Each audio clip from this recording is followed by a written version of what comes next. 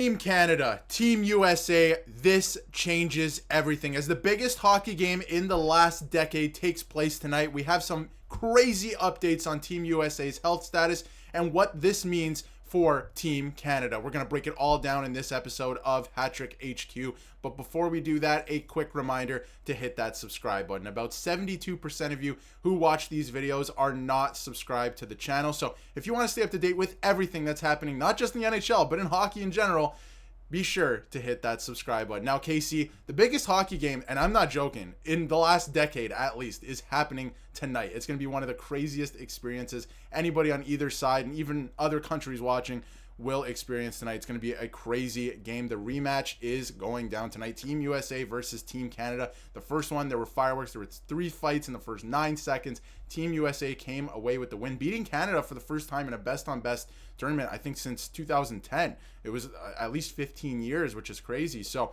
it's going to be a crazy matchup, this time in Boston, in the U.S., for Team Canada and the U.S. So what are your initial thoughts on the game, on the rematch, before we get into some very interesting injury updates?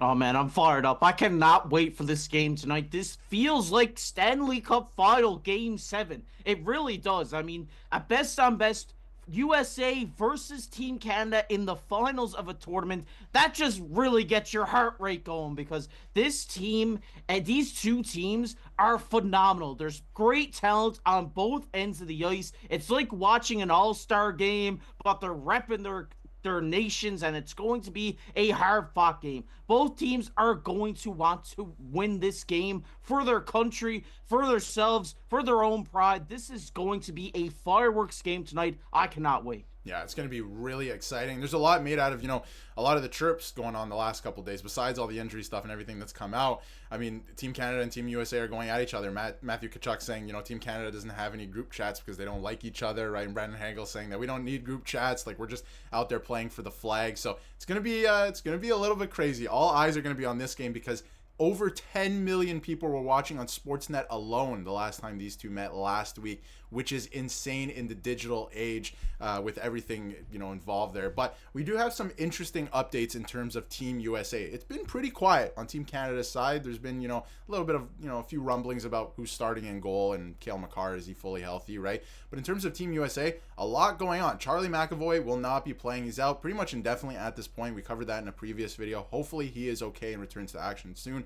But Quinn Hughes was looking like he was going to join the team, but Team USA would need another injury for him to actually play. So it looks like he is staying in Vancouver. He was skating with the Vancouver Canucks and he won't make the trip. Casey, do you have any thoughts on this? Because it was looking like the second, maybe first, to some people, best defenseman in the league was going to join this tournament at some point yesterday.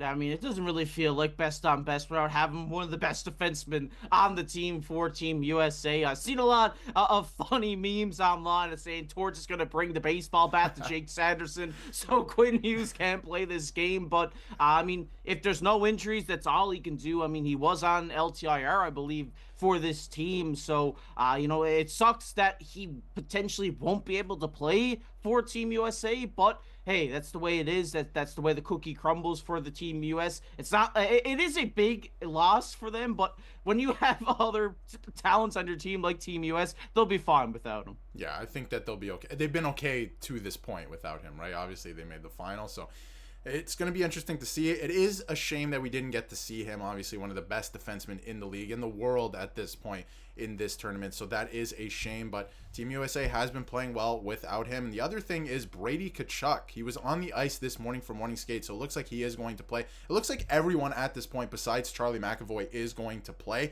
but are they 100%? I would argue that nobody in this tournament is probably 100%, but are they healthy? Are they feeling good? Probably not, but they're going to play through it. These guys want to play in this game. Like you mentioned, it's like a game 7 at this point for the Stanley Cup, right? That's what these guys are playing for. So Brady Tkachuk, after missing practice yesterday, was on the ice this morning. Some other updates include, Brady Tkachuk definitely playing today, Charlie McAvoy being out indefinitely, and Matthew Tkachuk and Austin Matthews were practicing yesterday. They were not on the ice for morning skate this morning. It was an optional skate. So, with that being in mind, I guess, if they're not feeling 100%, don't have them out there, I guess, but that is something to keep in mind. So Casey, with that being said, do you think that this is a distraction for either team at this point? Do you think Team USA is even playing mind games? I've seen a lot of that online. I don't play into that. I don't think they're playing mind games with Team Canada. Obviously, you wouldn't want anything like this out there if you were, wanting to play mind games or anything like that. But, do you think this affects Team USA's chances, the fact that they're dealing with so many injuries and publicly like this? Yeah, something you don't play around with is injuries because obviously at the end of the day, these guys play for their own club in the NHL. So if you're going around spreading lies that the Kachucks are injured, that Matthews is injured, and all this, it just puts out a bad name for the new tournament in itself in the Four Nations, and then it makes the owners of the teams mad because they're like, hey, why are you spreading lies about our players? So I don't think that is the case. I'm on board with you there, but like I said, these are big losses if these guys aren't out. If these guys are out, I mean, the Kachuk brothers, man, these guys are so clutch for this team. They bring the physicality, they bring the edge to match the Team Canada's kind of grit that they have there, that they added with the guys like Brandon Hagel and these type of guys. So I think the Kachuk brothers are irreplaceable players because they are so good in the clutch. They are so good at getting in your head, at wearing you down throughout a game. So losing these guys either one of these guys would be a big loss for them. But it is good to hear that Matthew was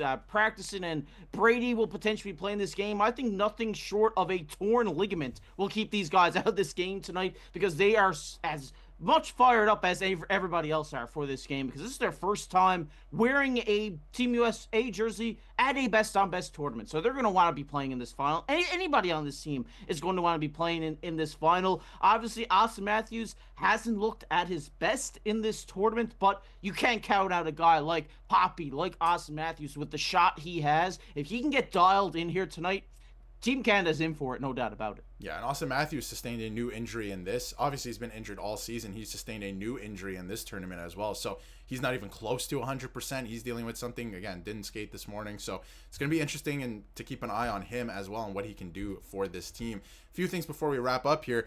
Brad Marchand called Team USA the best team he's ever played against. Honestly, I think that the game we saw Saturday, that was the most skill in a hockey game ever, right? Because the players now in this day and age are so fast, so heavy, right? When they come in for hits, they know how to hit, throw proper body checks, I should say. They've practiced it, growing up. And obviously the skill, right? The skill has been on display all tournaments. So I don't think that he's lying in that regard. He's definitely telling the truth. And, in terms of what this tournament has done for the game, this is J.J. Watt, former football player in the NFL. And he said, it's just incredible how much of a home run the Four Nations Faceoff has been for the NHL and hockey in general. And I mean, when you're in it, even us sometimes, we've been discussing that it's been very quiet on the NHL side. This tournament maybe took away from that. But if you look at the big picture, right? What this tournament has done for hockey has brought in a bunch of new fans who are now in the second half of the season going to be picking teams and watching the sport. So I think that what this tournament has done overall is a very good thing, even if my personal interests, aren't satisfied with, taking a break from the NHL. I don't know how you feel about that, Casey, but this tournament I think was a good thing, and it's definitely growing the game with what happened Saturday and what's going to happen tonight. Yeah, this is huge. I mean, we've seen, like you said earlier, 10 million people tune into Sportsnet in Canada to watch this game on Saturday, which is huge. That is a lot of numbers for people tuning in, and that's not counting people who were streaming this, on their own time. So that's big for the game of hockey. I'd be interested to see the TNT numbers on the U.S. side because I think it grew the game more in the States than it did in Canada because Canada, a lot of people watch hockey. I mean, it's Canada's sport. You almost like every third person you talk to on the street saying, "Oh yeah, I'm a Habs fan, I'm a Leafs fan, whatever." They watch hockey. They're in tune with the product, but when you go to the States, they're more the football, more the basketball type. There are still some big hockey markets down in the States, but I think this Canada-US game this past Saturday night grew the game down there. I've seen on my TikTok feed people saying, I'm a hockey fan now, and reacting to different, like, hockey clips that they've never seen before because of how intense this game was Saturday. And I think in part has to do with the politics surrounding it, but I do think that game Saturday was the first time in a very long time that a lot of people wanted to watch hockey, and it's only big for the game because that brings more eyes to the product, brings more money in to pay the guys higher than what they should be getting compared to other sports. So I think this is huge for the league, and I think if we can keep these new fans engaged into the second half of the season, into the playoffs, we're going to have a bigger fan base than what we had going into this tournament. Absolutely. I think overall this was, a really good thing for not only the league, but the sport in general. Like it just opened so many people's eyes to the sport. So I think it's going to be awesome to see how that, turns into new fandom with different teams around the league, right? So it's going to be very exciting. There was also a TikTok. I wish I remember the username of the guy who posted the TikTok, but like you alluded to, right? He was talking about how he called different restaurants on both sides of the border, trying to, see if they were playing the game. And in Canada, yeah, when he called, he was like, are you playing the game? And they're like, yeah, absolutely. It's going to be on the big screen. And he called a restaurant in the States or a few in the States, and they said, which game, right? So hopefully this is moving towards closing that gap a little bit, and hockey is more widely known in the United States and different states as well. But we want to hear what you have to say in the comments about the game of the decade is about to happen tonight. It's going to be very exciting. Everybody's going to be watching it. Almost all of Canada for sure is going to be watching it. So it's going to be very, very What's exciting. Your score prediction? Oh, score prediction. That's a great point. Great point. I think it's very tight. I'm going to go with 3-2 Canada. Ooh, okay. I'm gonna go 4-3 overtime. McDavid's the new golden goal. I think it's the the perfect pass the torch moment. I think so. That would be. I think that's where I'm at. That would be incredible. Honestly, that would be something I don't think we've ever seen in many sports. So it's gonna be crazy. It's gonna be a really enjoyable game. But we want to hear what you have to say in the comments. And if you haven't yet, be sure to hit that subscribe button so you can stay up to date with everything going on in the NHL.